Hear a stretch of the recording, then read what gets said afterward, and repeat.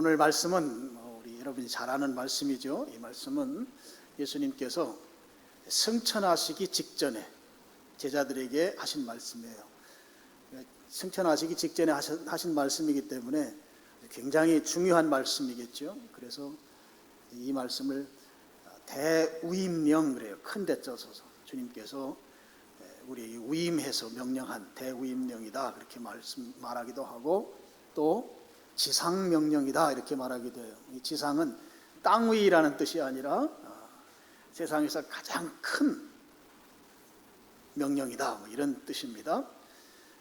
예수님께서 승천하시기 직전에 제자들에게 세상에서 가장 큰 명령, 그 명령을 19절과 20절에 해 주신 거죠.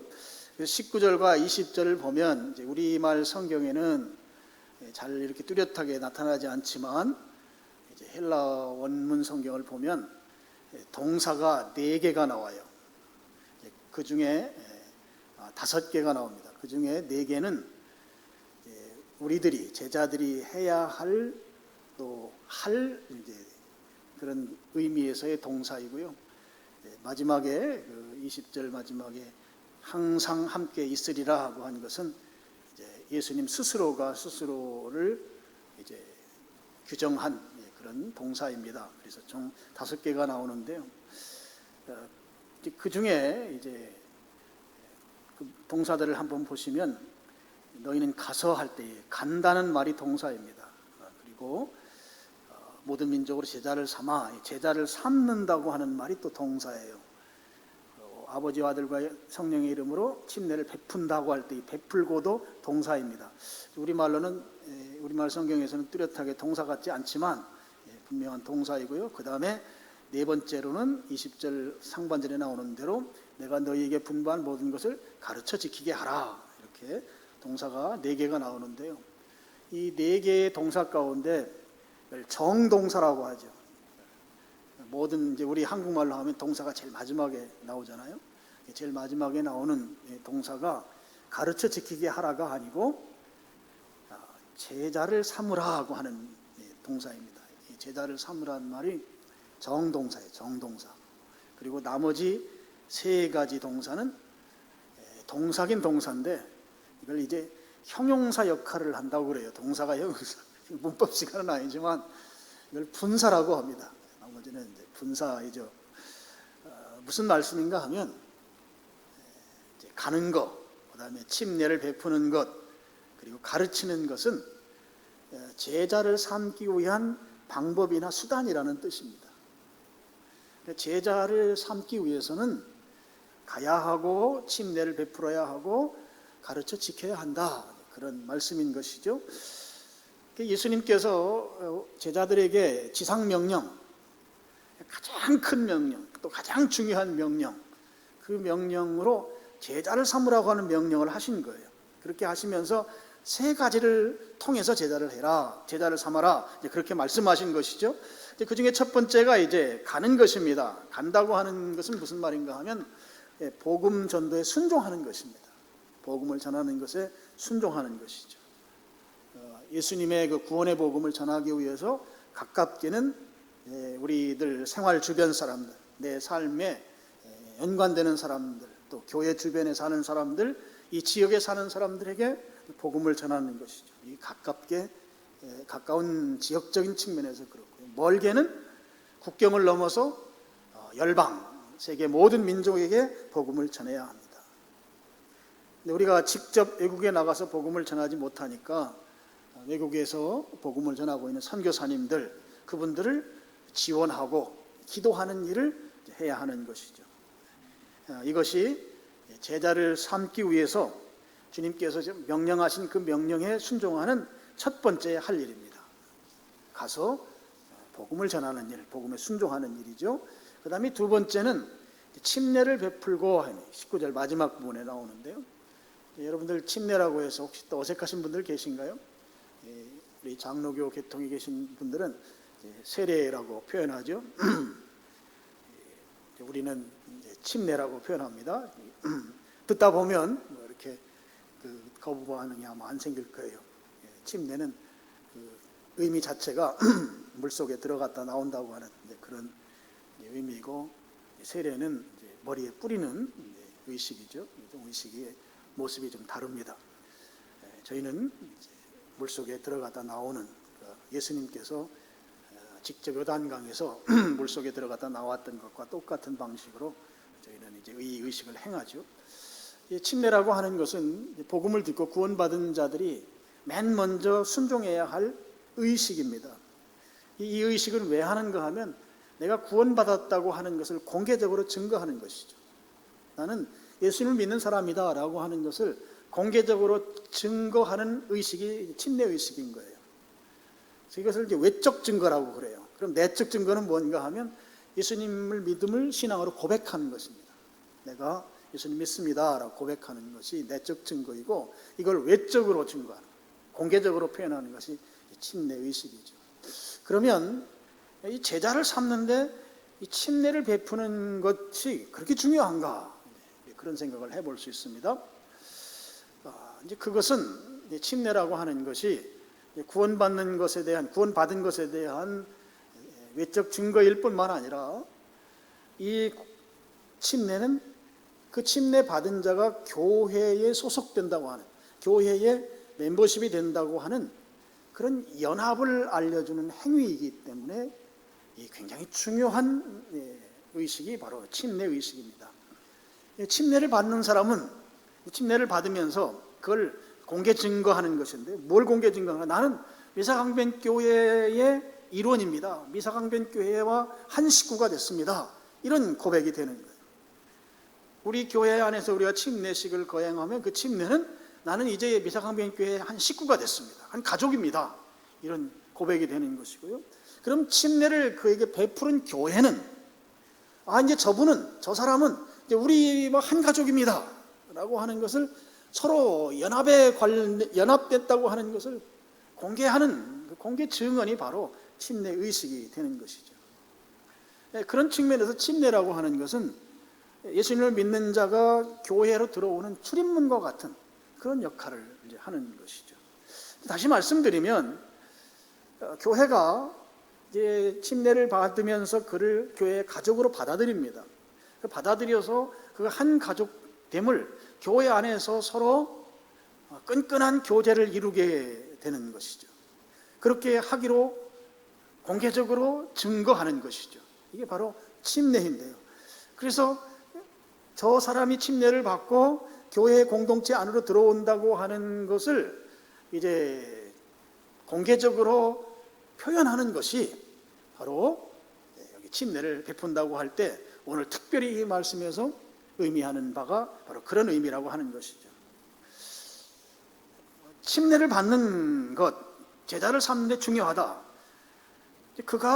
이게 왜 중요한가? 그가 구원받고 교회 공동체의 일원으로 소속된다고 하는 그런 의미를 갖고 있기 때문이다 하는 거예요. 자, 그러면 제자를 삼기 위해서 첫 번째 가라고 그랬습니다. 가라고 하는 것은 복음을 전하는 것이고요. 그 다음에 침례를 베풀라고 했습니다. 이것은 복음을 전해서 믿게 된 그 사람이 교회의 가족이 되는 것을 의미한다고 하는 것이죠. 그 다음에 이제 세 번째로 제자를 삼기 위해서 해야 할 일이 20절 상반절에 있는데요. 내가 너희에게 분부한 모든 것을 가르쳐 지키게 하라 그랬습니다. 내가 너희에게 분부한 모든 것, 가르침의 내용이죠.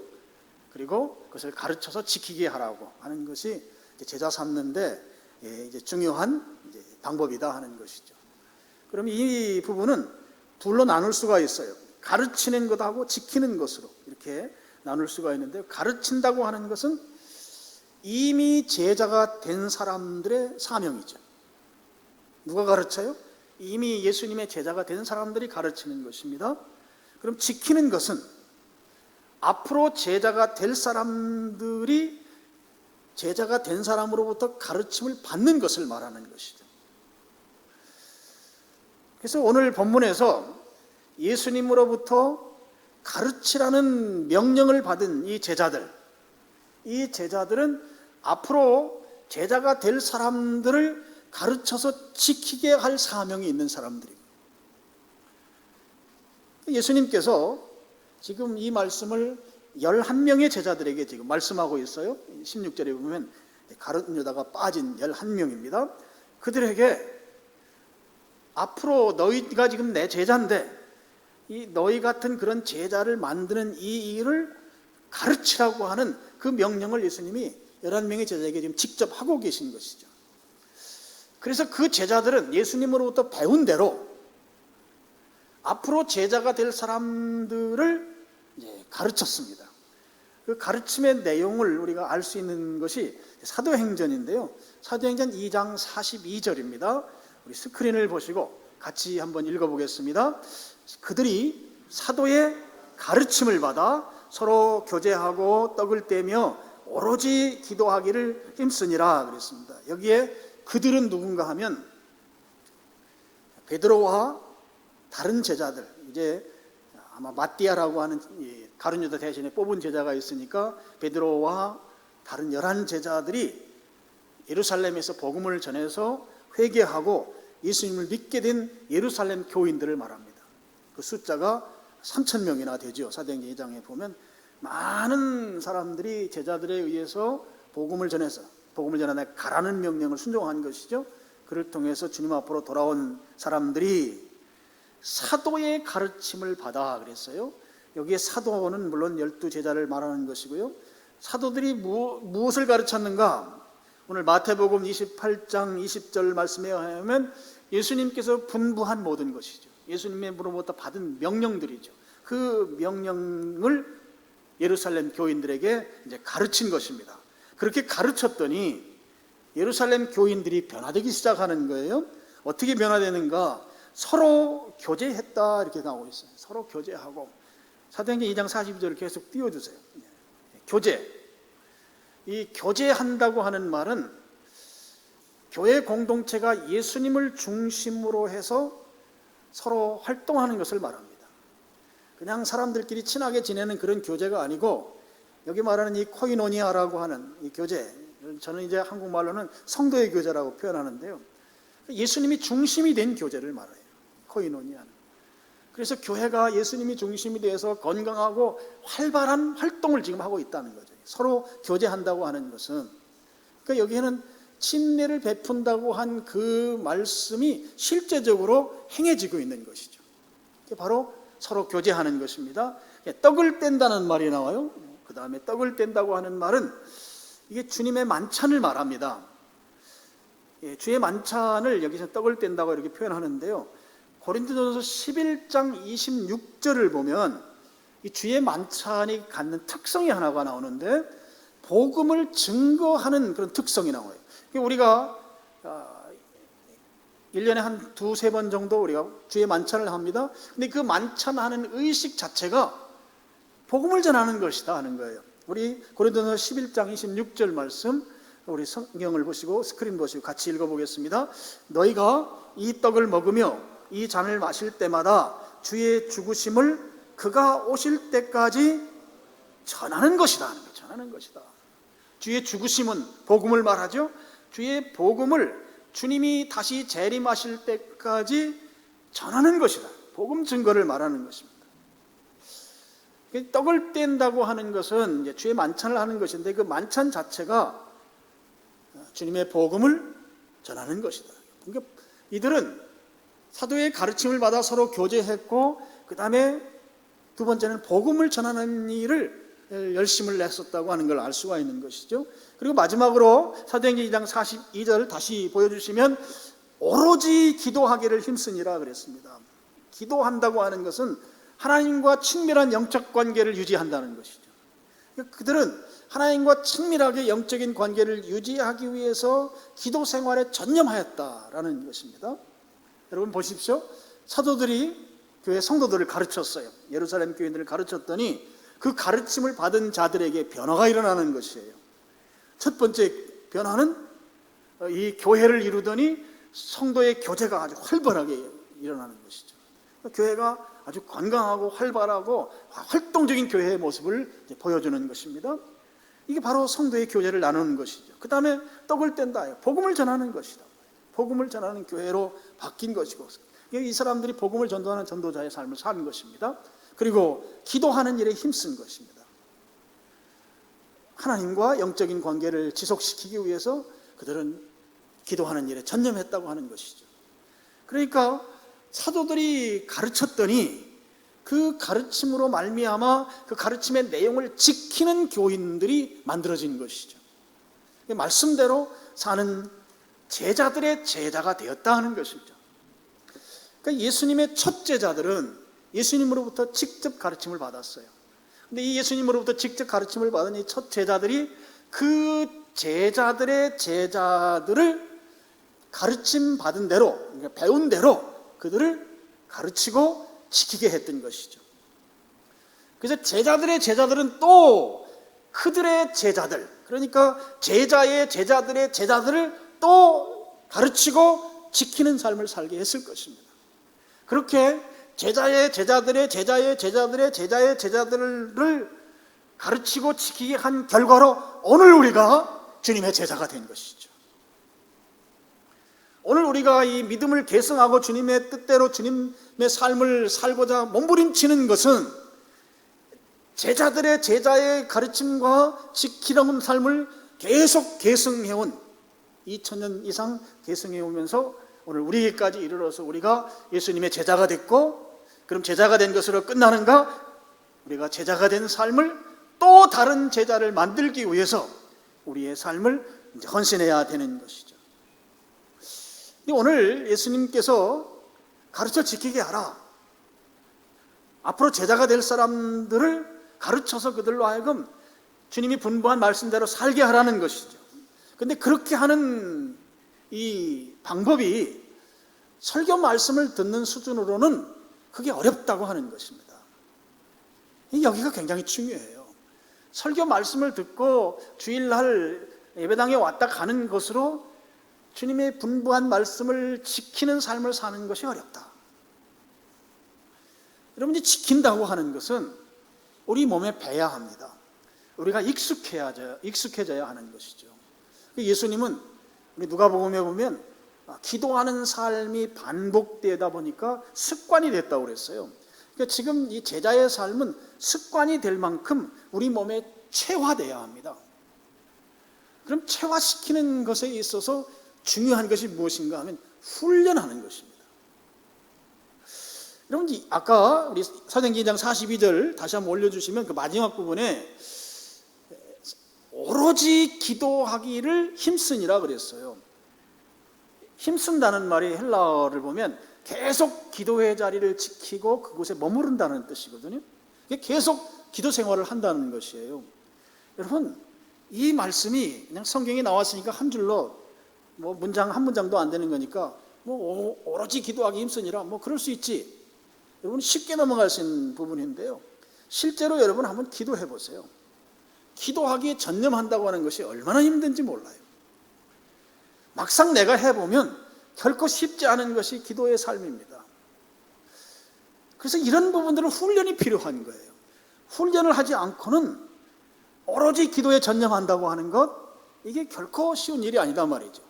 바꿔 말씀을 드리면 하나님과 영적인 친밀감을 유지하기 위해서 계속해서 하나님께로 밀착해가고 하나님과 관계를 유지하는 것, 이게 결코 쉽지 않다고 하는 것이에요. 그래서 훈련이 필요합니다. 주님께서 주신 명령대로, 제자들에게 주신 명령 그대로 가르치고 가르침을 받아서 지키는 삶을 사는 것, 이 삶을 살려면 우리의 삶을 훈련해야 한다는 것이죠. 사도행전 2장 42절 말씀은 이미 저들은 사도의 가르침을 받아서 훈련됐다고 하는 것을 나타내주는 표현인 것이죠. 이런 훈련을 통해서 삶이 변화되는 것을 오늘날 교회가 쓰는 용어로 제자훈련이라고 말하는 것이죠. 제자훈련을 해야 우리 몸에 주님께서 가르쳐 주신 그 가르침이 몸에 배고 익숙해지고 또 그 삶을 그대로 살 수 있는 그 삶의 능력이 나타난다 하는 말씀인 것이죠. 여러분, 예수님이 공적 생애를 3년 반을 사셨어요.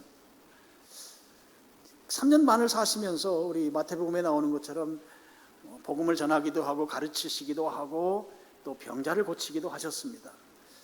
그런 시간으로 3년 반을 보내셨는데 예수님께서 가장 많은 시간을 보낸 것이 제자들을 훈련하는 일이었어요. 가장 많은 시간을 보냈다고 하는 것은 그게 가장 중요하다고 하는 것으로 볼 수 있겠죠. 그러니까 예수님께서 공생애를 사시면서 가장 중요하게 하셨던 일이 12명의 제자를 선발해서 그들에게 예수님처럼 사는 삶을 훈련시켰던 것이다 하는 것입니다. 12명을 뽑았다 하는 거예요. 여러분, 이 부분을 가지고 우리가 좀 의문을 좀 가질 수 있는 부분이에요. 아니, 온 인류를 위해서 예수님께서 지상에 오셨는데 고작 겨우 12명만 선발해서 제자 훈련을 시켰느냐? 우리 상식으로 보면 좀 납득이 잘 안 되는 예수님의 방법이죠. 예수님을 수많은 무리들이 따랐었는데 그들을 전부 모아서 제자가 되게 하고 그리고 일꾼으로 만들어서 쓰시면 될 텐데 왜 고작 12명만 뽑아서 그들로 하여금 제자 훈련을, 예수님 닮는 훈련을 그들에게만 그렇게 시켰는가? 예수님이 좀 통이 작다, 젊은 애들 말로 하면 쪼잔하다, 이렇게 생각할 수 있는 부분이죠.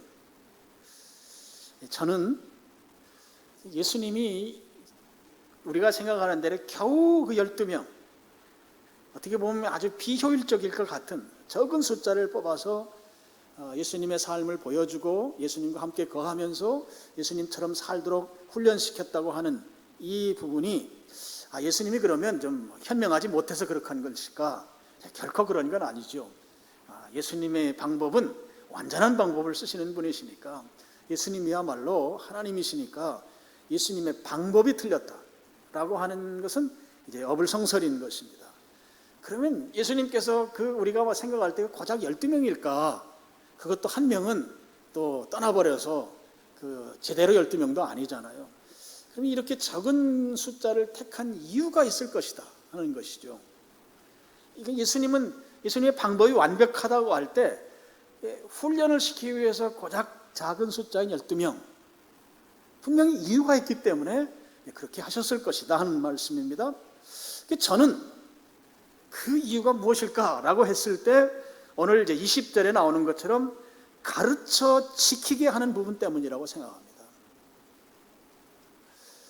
많은 사람들, 수많은 사람들, 예를 들어서 오병이어 사건 때는 남자만 5,000명이라고 했으니까 12세 미만의 어린이와 청소년들, 그 다음에 노인, 그 다음에 여성들 합치면 2만 명이 넘을 거라고 하잖아요. 그렇게 예수님이 움직이는 대로 수많은 사람들이 쫓아다녔기 때문에 아니 그들을 제자로 삼으시면 될 텐데 왜 고작 12명이냐?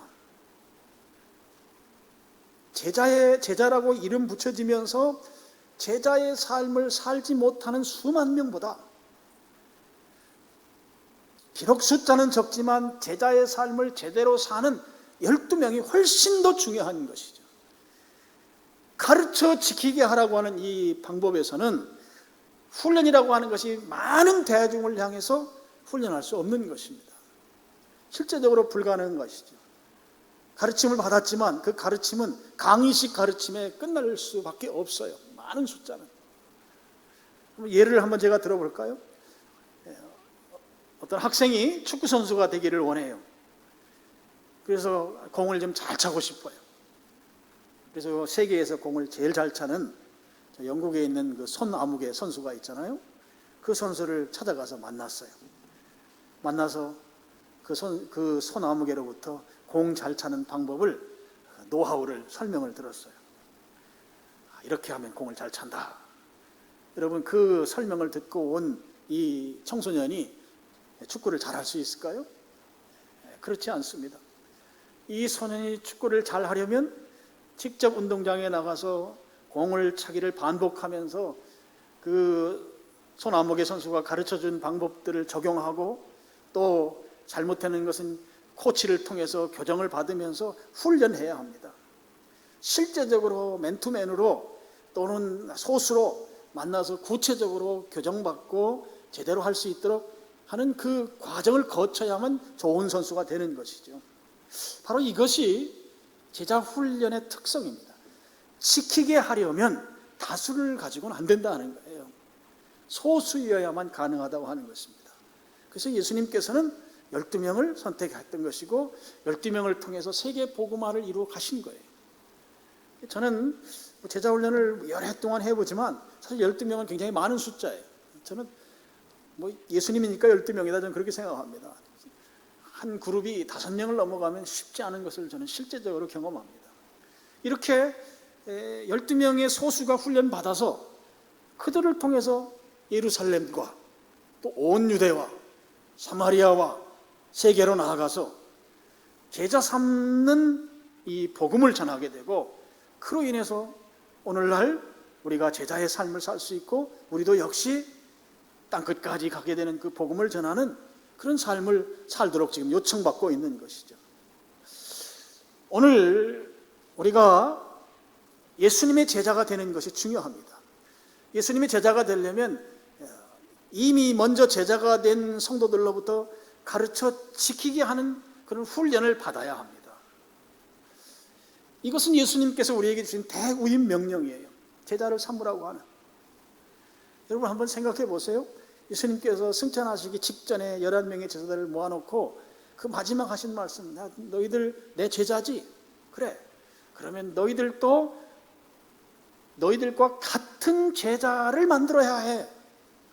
이 일을 해야 한다고 하는 이 명령을 대우임 명령으로 주신 것이죠.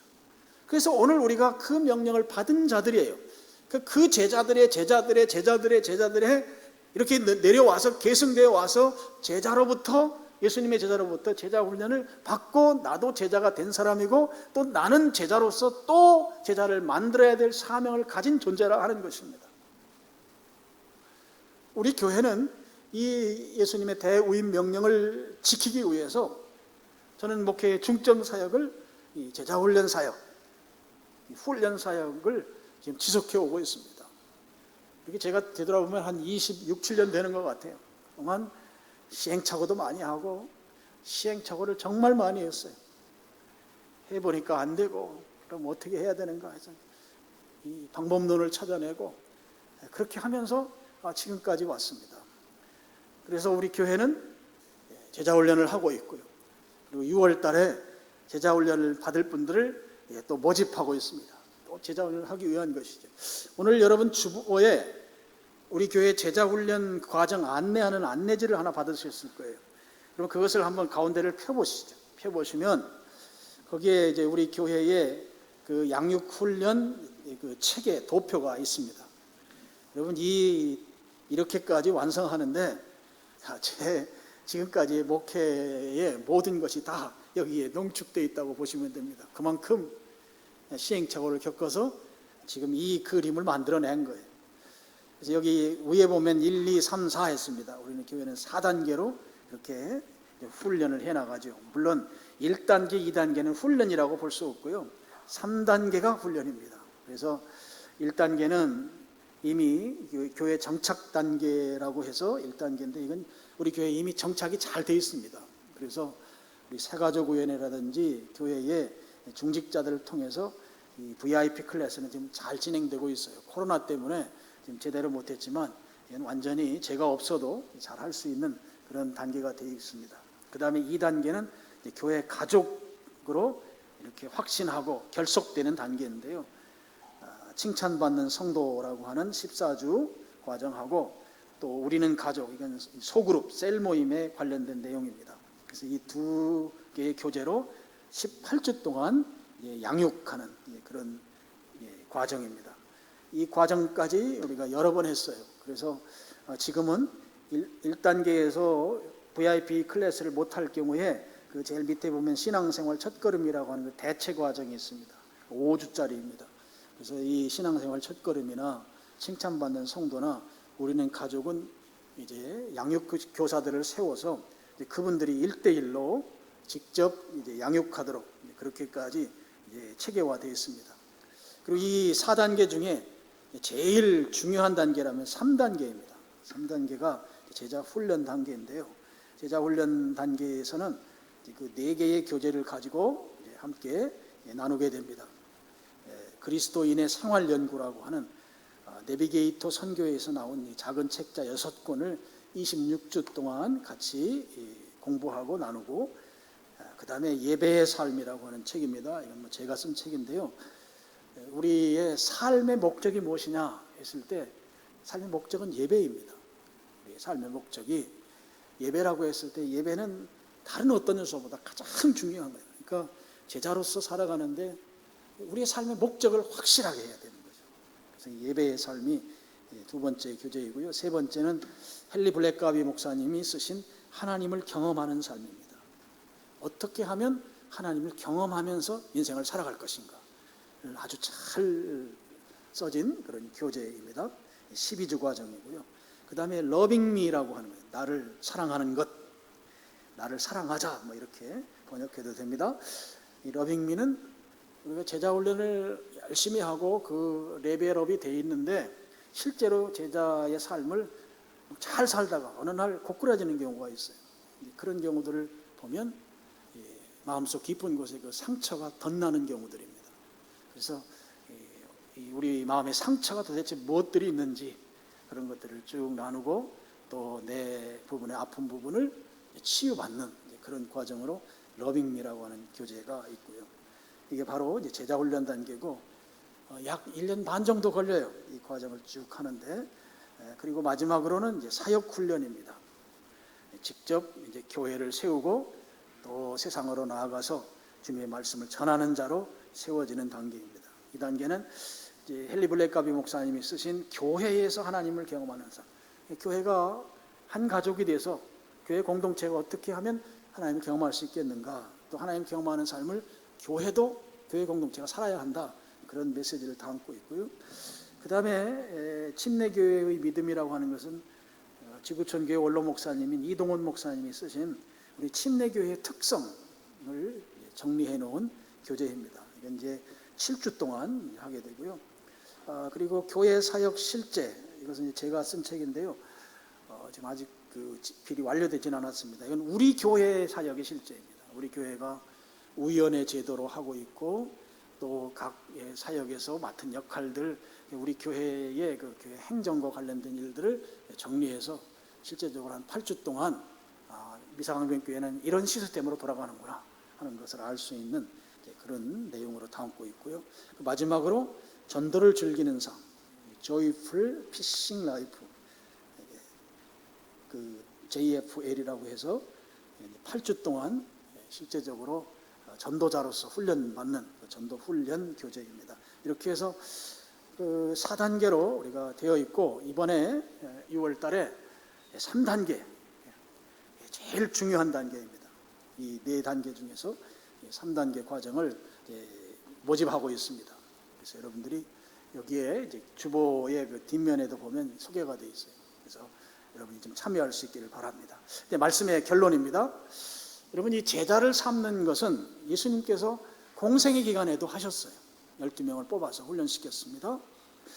그리고 예수님을 따르는 제자들, 예수님의 직접 그 제자들 12명에게 또 명령하셨어요.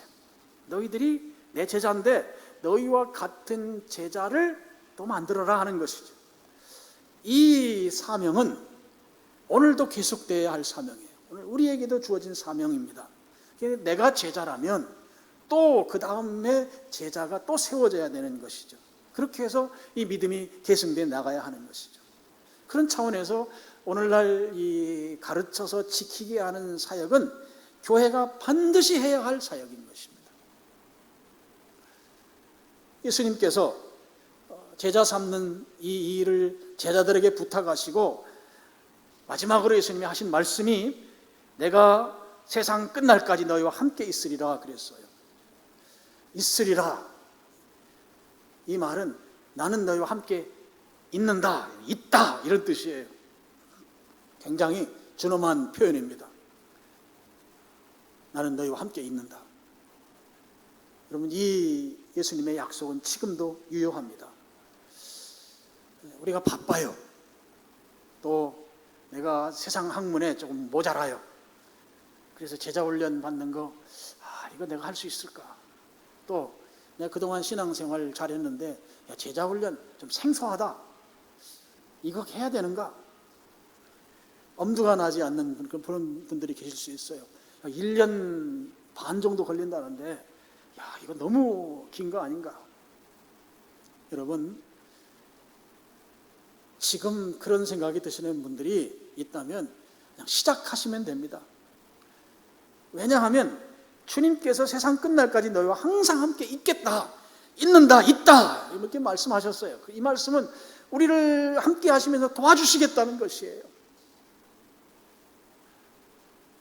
여러분, 지난번 제자 훈련할 때 우리 조덕희 권사님은 70세가 넘은 연세인데, 그때는 성경 구절을 한 주에 2구절씩 다 외웠어요. 여러분, 암송하는 게 처음에는 어려워요. 근데 암송하기 시작하면 우리가 그동안 쓰지 않던 왼뇌가 작동하기 시작해요. 그래서 이 암기력이 회복이 됩니다. 놀라운 일이에요. 근데 그분이 성경 암송하는 것을 한 번도 제대로 암송하지 못한 경우가 제가 없는 것으로 제가 기억하고 있어요. 우리 교회의 산 증인입니다. 70세 넘으신 분도 할 수 있다. 그 많은 과제물들이 있는데, 여러분, 제자 훈련 과정은 아주 많은 시간들을 들여야만 그 과정을 진행할 수 있거든요. 제가 신학교 커리큘럼보다 더 우리 교회 거가 더 엄중해요. 저는 최고의 커리큘럼이라고 저는 믿고 있습니다. 여러분, 문제가 해결된 한 케이스를 또 소개하겠어요. 우리 방송시대에 일하는 황배영 집사님 부부입니다. 그분들이 제자훈련에 참여했어요. 그런데 이제 결혼을 했는데 이제 아이 출산을 해야 되잖아요. 근데 이걸 이제 난임이라고 하죠. 난임이 좀 있었던 것 같아요. 말은 안 했지만. 근데 그런 과정에서 제자훈련을 하고 또 이제 기도하고 같이 기도하고 있습니다.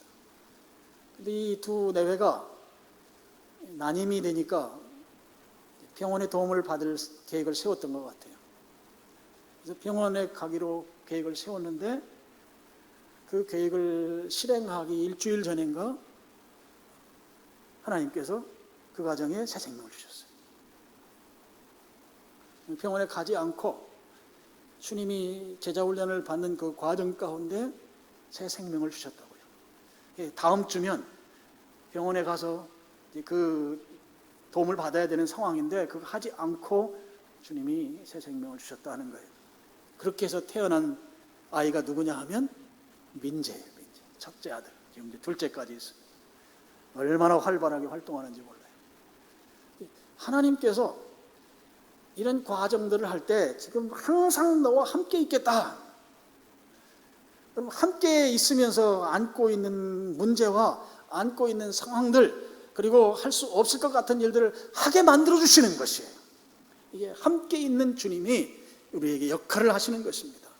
제자가 되라고 하고 제자를 삼으라고 했을 때 이 일을 도무지 할 수 없기 때문에 못하는 게 아니고, 주님이 함께 하시니까 할 수 있는 것이다 하는 것이에요. 주님이 함께 하시니까 문제가 해결되고, 함께 하시니까 녹슬어버린 내 머리의 두뇌가 작동을 시작하고, 그런 일들이 생생하게 일어나는 거예요.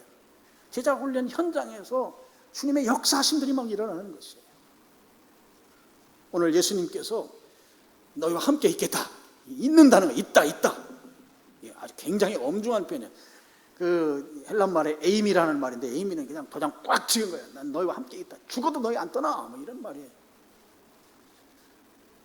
근데 그런 주님이 안 떠나시는 주님께서 주님이 원하시는 제자가 되고 제자 삼는 일을 하겠다고 열심을 내는 자에게 그의 필요를 공급하시고 그의 부족을 채워주시고 그의 연약한 부분을 강하게 하시지 않겠느냐 말이에요. 주님은 분명히 그렇게 역사하십니다. 저는 여러분들에게 간절한 마음으로 호소합니다. 제가 제자훈련과 관련된 이 부분에 집중하면서 6, 7년을 지나면서 시행착오도 많이 하고, 또 시중에 적절한 제자훈련 교재가 없어서 엉덩이에 종기가 날 정도로 앉아서 책을 집필하고, 그렇게 해서 오늘 여기까지 왔어요. 여러분, 내가 예수님이 원하시는 삶, 예수님의 제자의 삶을 살기 위해서 내 인생의 특별히 신앙 연조, 저 같은 경우는 제 나이와 똑같은 신앙 연조를 갖고 있어요. 여러분이 10년, 20년, 30년, 40년 많은 세월을 믿음 안에서 살았지만 정말 제대로 예수님의 제자가 되기 위해서 훈련받은 시간은 도대체 몇 시간이나 되는가? 이 질문을 여러분 스스로에게 해봤으면 좋겠어요. 1년 6개월이 그건 너무 길어. 그리고 제자 훈련하는 거 보니까 너무 어려워. 주님이 도우십니다. 근데 내 인생에 1년 6개월을 정말 주님을 위해서 내가 주님 닮겠다고 하면서 들여본 그런 경험을 가지고 계신가? 이 좋은 기회를 놓치지 말기를 바라요. 주님께서 쓰시는 제자, 주님이 원하시는 삶을 살고자 하는 분이 계시면 여러분 지금 훈련하고자 하는 이 제자 훈련에서 여러분 꼭 참여하기를 바랍니다. 정말 좋은 기회예요. 내 인생에 두 번 다시 오지 않을 수도 있어요. 오늘 주님께서 제자들에게 마지막으로 하신 이 대우임 명령, 이 지상 명령이 오늘 우리에게도 적용된다고 생각하시고 나도 예수님을 닮은 제자가 되기 위해서 내 인생의 1년 반이라고 하는 기간을 여기에 집중하겠다. 그런 결심으로 여러분 예수님을 닮은 제자의 삶을 살기로, 그래서 귀하게 쓰임받는 여러분들 다 되시기를 주님의 이름으로 축원합니다. 기도하겠습니다. 아버지 하나님,